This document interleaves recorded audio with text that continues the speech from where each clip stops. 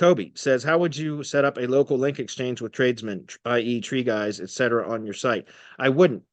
Well, okay, I'm sorry. I thought you meant like, would you set up a page on your site where you're promoting link exchanges? And I wouldn't do that. No, I don't think it really, it's just the link from the site itself. Certainly you can get more power if it's on a homepage link, but that would be a bit odd, right? So what I would do is a blog post on that where I would recommend the person or the company that I'm linking to. Does that make sense? So again, for example, if a tree service contractor does a tree removal job for an attorney and in their law firm, right? Then because there's a tree in the parking lot that needs to come down. So they come and they remove it.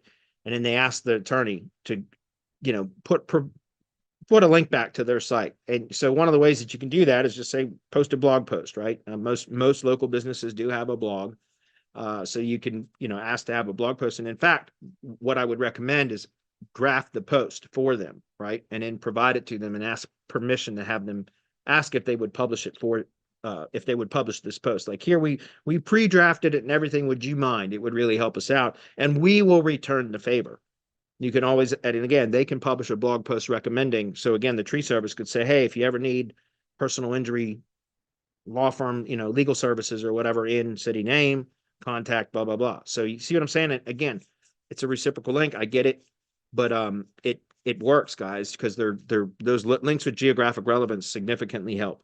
Okay, especially if they're real. Like we have a way of manipulating them, but it's definitely more valid if it's coming from an active local business. It's even more valuable then, if that makes sense. So I would do blog posts. And again, I talk about how you can even just do even in an existing blog post, which is like a link insertion or a niche edit. If they have existing posts on their site, you can always send them a block quote where you're just saying, hey, would you mind inserting this in any one of the posts on your site?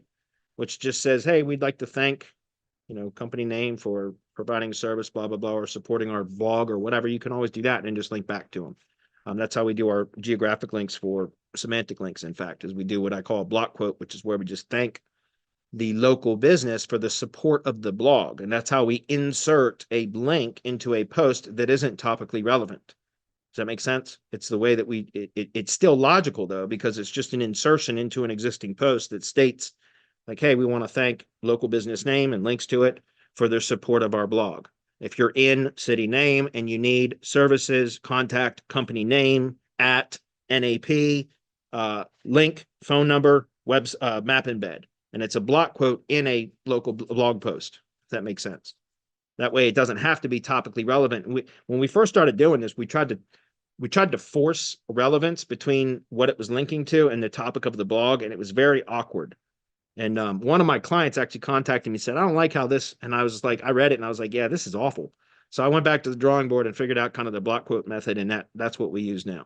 So, but that's what I would do. And guys, that's very valuable if you're any sort of like lead share groups with like BNI groups or meetup groups and things like that.